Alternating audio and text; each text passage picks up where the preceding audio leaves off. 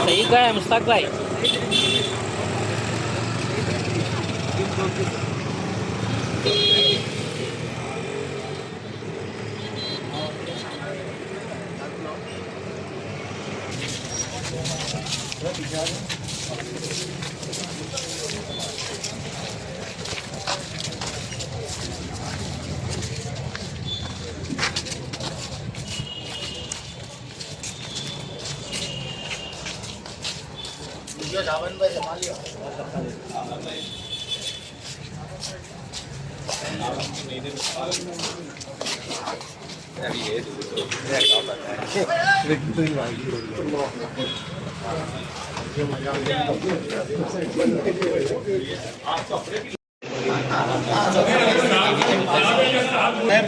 ચારતોડાનું બધું આપને ખબર છે.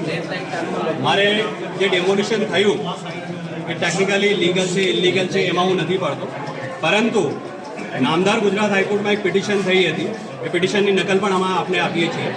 એ પિટિશનના પેરા નંબર 10માં કોર્પોરેશનના એચ વિર્ક સાહેબે એવું આશ્વાસન આપ્યું હતું કબ્રસ્તાનની કોઈ પણ જગ્યાને અમે નુકસાન નહીં પહોંચાડીએ. એમણે આખી કબ્રસ્તાનની દિવાલ તોડી દીધી છે. જે દિવાલ પડવાથી ઘણી બધી કબરોને નુકસાન થયું છે. એની સાથે જે ત્યાં દાદીમાનો રોજો હતો 600 વર્ષ જૂનું છે, જેને ગુજરાત રાજ્ય વકફ બોર્ડે પણ સ્વીકાર્યું છે કે અહીંયા મજારતથી અને નુકસાન થયું છે. અને જો આ કરવામાં આવ્યું હોય તો બીએનએસની સેક્શન 301 અને આપણી આઈપીસી જૂની 297 મુજબ એ કોઈ પણ વ્યક્તિની લાગણી દુભાય છે. એટલે સાહેબ અમારા બધાની લાગણી દુબઈ છે, કેમ કે કબ્રસ્તાનમાં અમારા મરહુમીન, અમારા બુઝુર્ગો, અમારા વડલાઓ આરામ ફરમાવે છે ત્યાં સાહેબ. તો એની અંગેની સાહેબ અમારા જે વાસિફભાઈ છે એ ફરિયાદી છે અને પોતાની ફરિયાદ આપવા માંગે છે અને અમારી રજૂઆત છે કે આપ એફઆઈઆર એમાં દર્જ કરો અને કોગ્નિઝેબલ ઓફેન્સ છે સાહેબ.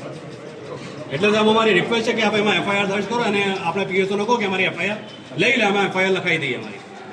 સાહેબ, ડેપ્યુટી કમિશનરે અમે ત્યાંના આગેવાન કાઉન્સિલરને સ્પષ્ટ કીધું હતું કે કબ્રસ્તાનની કોઈ પણ વસ્તુને અમે અડીશું પણ નહીં, છતાંય આ કૃત્ય કરવામાં આવ્યું છે. તો આ ફરિયાદ તમારે લેવી પડે સાહેબ, લેવા લાયક છે. જે પ્રમાણે એડવોકેટ સાહેબે કીધું એ પ્રમાણે અમારી ફરિયાદ લઈને એની પ્રોસેસ કરો એવી અમારી લાગણી છે. તમે જે કાંઈ બી અરજી કે આવેદનપત્ર લાવ્યા હોય એ હું અત્યારે મારી ઈચ્છા એવી છે કે સાહેબ આપ એફઆઈઆર લો. જો આપ એફઆઈઆર ના લેતા હોય, કેમ કે સાહેબ આ કોગ્નિઝેબલ ઓફેન્સમાં આપણા બીએનએસએસમાં પણ એ પ્રોવિઝન છે કે જ્યારે કોગ્નિઝેબલ ઓફેન્સ ડિસ્ક્લોઝ થતો હોય ત્યારે એફઆઈઆર મસ્ટ બી રજિસ્ટર્ડ. જો આપ નહીં લો તો પછી બીએનએસ ના નવા કાયદામાં જોગવાઈ આપ ઇન્ક્વાયરી કરી શકો છો.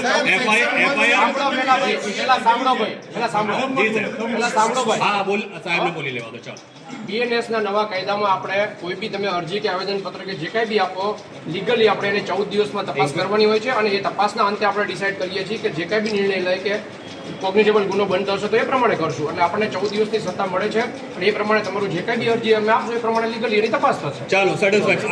અમે માનીએ છીએ કે પીઆઈ સાહેબે આપણને આશ્વાસન આપ્યું છે કે 14 દિવસ પ્રાઇમરી ઇન્વેસ્ટિગેશન કે ઇન્ક્વાયરી જે પણ છે એ કરશે. એના પછી જે એમને યોગ્ય લાગશે કોન્ફિડન્સ છે, ઈમાનદારીથી સાહેબ એમાં તપાસ કરશો. એક જે ધાર્મિક લાગણી દુભાઈ છે એની સામે તમે સાહેબને એક નકલ આપો.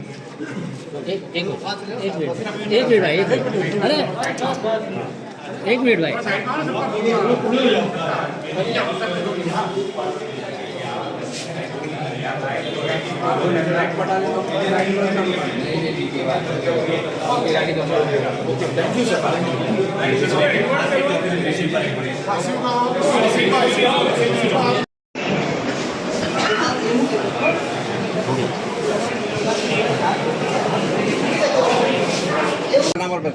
Advocate Shamshad Pathan, state president APCR Gujarat. हम बासिफ भाई की कंप्लेन दर्ज करवाने के लिए आए थे, एफआईआर देने के लिए, जिसमें आज की कंप्लेन में हमने पुलिस को ये कहा है कि जो चारतोड़ा में आपने डेमोलिशन किया है, हम उसके टेक्निकल इशू में अभी आज नहीं जा रहे हैं, लेकिन चारतोड़ा कब्रिस्तान को लेके एक हाईकोर्ट में पिटीशन हुई थी जिसमें अहमदाबाद म्यूनसिपल कॉरपोरेशन के एडवोकेट विर्क साहब ने हाईकोर्ट को ये एश्योर करा था कि चारतोड़ा कब्रिस्तान के किसी भी हिस्से को डिमोलिश नहीं किया जाएगा. लेकिन इस डिमोलिशन के दरमियान चारतोड़ा कब्रिस्तान की पूरी दीवार को कॉरपोरेशन के अधिकारियों ने म्यूनसिपल कमिश्नर के इशारे पर डिमोलिश किया है, जिससे कई सारी कब्रों को नुकसान हुआ है, और दादी माँ का रोज़ा जिसको गुजरात स्टेट वक्फ बोर्ड और अहमदाबाद सुन्नी मुस्लिम वक्फ कमेटी ने भी माना है कि ये 600 साल पुराना मज़ार था, जिसको भी डेमोलिश किया है। उसके अलावा कई सारी कब्रें और मज़ारों को कॉरपोरेशन ने मनमाने ढंग से अपनी सत्ता का गलत उपयोग करते हुए डिमोलिश किया है। और आज हम पुलिस को ये कहने के लिए आए थे, कंप्लेन देने के लिए आए थे, FIR दर्ज करवाने के लिए आए थे। PI राणा साहब से हम मिले, उनको हमने हमारी बातें रखी और बताया कि BNS की कलम 301 और IPC की पुरानी 297 के तहत कोई भी कब्रिस्तान या शमशान या ऐसी कोई भी जगह जहां पर अंतिम विधि या दफन विधि होती है या लाशों को रखा जाता है, वैसी कोई भी जगह पर ऐसा कोई भी एक्ट या ऐसा कोई भी कार्य वो जिससे किसी की सेंटिमेंट्स हर्ट होते हों, वो गुनाह बनता है और वो कॉग्निजेबल गुनाह है। हमने उनसे कहा PI साहब से कि जब एक बार कॉग्निजेबल गुनाह अगर डिस्क्लोज होता है तो पुलिस की ये फ़र्ज है कि वो FIR दर्ज करे। उन्होंने हमको BNSS का एक और प्रोविज़न के लिए कहा है कि उनके पास ये 14 दिन के पावर हैं कि वो एक प्राइमरी इंक्वायरी करेंगे। हमने कहा कि आपको अगर आप प्राइमरी इंक्वायरी करना चाहते हैं और उसके बाद अगर आपको हमारे कंप्लेन में सत्यता पाई जाती है तो वो म्यूनसिपल कमिश्नर अहमदाबाद और जो लोग चार तोड़ा कब्रिस्तान में जो अधिकारी और उनके साथ जो उनके मिलने जुलने वाले लोग आए थे और जिन्होंने चार तोड़ा कब्रिस्तान की दीवार, दादी माँ का रोजा और दूसरे मज़ारों और कब्रों को तोड़ा है, उनके खिलाफ इंशाल्लाह FIR दर्ज होगी। 14 दिन हम भी मानते हैं कि BNSS में एक प्रोविज़न है कि वो इंक्वायरी कर सकते हैं कोई कंप्लेन के ऊपर। अगर वो इंक्वायरी करने के बाद अगर वो FIR दर्ज नहीं करते हैं तो कोर्ट के दरवाजे हमारे लिए खुले हैं। हम मेट्रोपॉलिटन मजिस्ट्रेट कोर्ट से सुप्रीम कोर्ट तक की हमारी पूरी तैयारी है कि हम इस मामले में आगे इंशाल्लाह कार्रवाई करें। 2 अलग अलग मुद्दे हैं और डेफिनेटली हम उस चीज़ को मानते हैं कि इसमें गुजरात सरकार की खुद की पॉलिसी है। 2013 में सरकार ने एक पॉलिसी बनाई थी, जब भी कोई टाउन प्लानिंग का आप इम्प्लीमेंटेशन करते हैं तो लोगों को उचित मुआवजा या वैकल्पिक व्यवस्था देना चाहिए, लेकिन कॉरपोरेशन ने यहाँ पर नहीं दिया है, मनमाने तरीके से इसको किया है। अगर चार तोड़ा के लोग इस लड़ाई को आगे लड़ना चाहेंगे तो APCR और तमाम संगठन और तमाम पक्ष के नेता जो आज हमारे साथ यहाँ पर मौजूद हैं, अलग अलग पार्टी के कॉर्पोरेटर्स हैं, अलग अलग पार्टी के कार्यकर्ता हैं, तमाम लोगों के साथ मिलकर इसको राजनीतिक तौर पर और कानूनी तौर पर भी इंशाल्लाह लड़ा जाएगा। मेरा नाम वासिफ हुसैन है। यहाँ पर गोमती पुलिस स्टेशन में जो चार तोड़ा कब्रिस्तान की दीवारें और वहाँ की जो मज़ारों को तोड़ा गया है उसके खिलाफ कंप्लेन दर्ज कराने आए थे। ये एक इलीगल ऑफेंस म्यूनसिपल कमिश्नर के द्वारा किया गया है। इसके बावजूद कि उन्होंने गुजरात हाई कोर्ट में ये बांयधरी दी थी कि वो कब्रिस्तान के किसी भी पार्ट को नुकसान नहीं पहुँचाएंगे। ये बांयधरी देने के बाद भी उन्होंने अपने लोगों के साथ मिलकर ये ऑफेंस किया है, जिसकी वजह से यहाँ के मुसलमानों की धार्मिक भावनाओं को ठेस पहुँची है।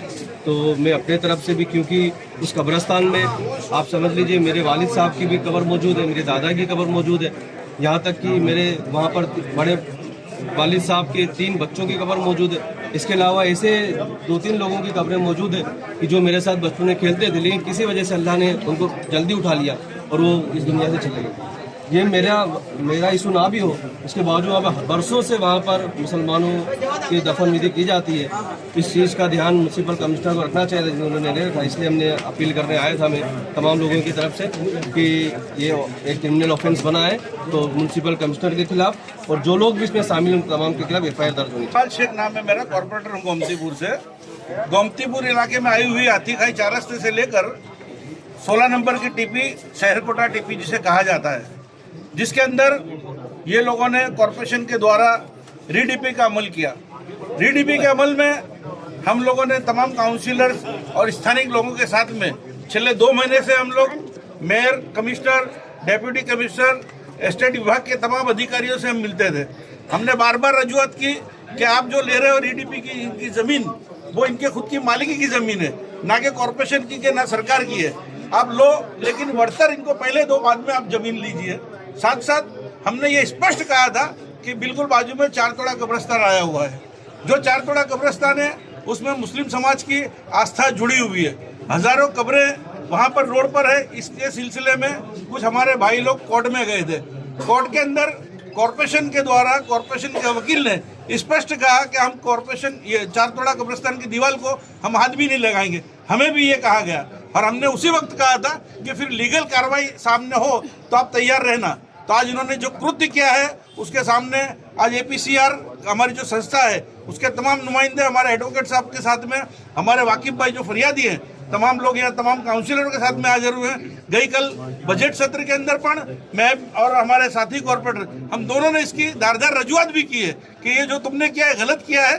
तो हम पुलिस इंस्पेक्टर जो हमारे राणा साहब बहुत ही सूझबूझ वाले हैं, हमको विश्वास है कि 14 दिन का इन्होंने जो कहा है कि इसके अंदर नॉर्म से 14 दिन स्टडी करके फिर फरियाद लेंगे, तो हमको भरोसा है ये फरियाद अगर नहीं लेंगे तो हमारी मजबूत टीम एडवोकेट की जो है हम साथ में जिस तरह कहा गया कि हम कोर्ट में जहां तक जाना है हम जाएंगे, इसकी रजूआत भी करने और उसके सामने FIR करने भी। हम लोग ने कल CM साहब का टाइम मांगा था लेकिन विधानसभा चालू होने की वजह से नहीं मिल सका, फिर टाइम मांगेंगे और हमको टाइम इंशाल्लाह भरोसा है कि मिलेगा और हम जो जवाबदार लोग हैं मिलकर उनको CM साहब को मिलकर ये रजूआत करेंगे। कमिश्नर साहब और ये एक्चुअली भारतीय जनता पार्टी के जवाबदार उनके आकाओं को खुश करने के लिए ये काम किया गया है।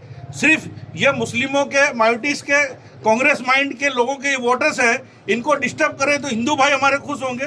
ये नीति से जो भारतीय जनता पार्टी पूरे हिंदुस्तान में काम कर रही है उसके मातेहत ही ये काम हुआ है।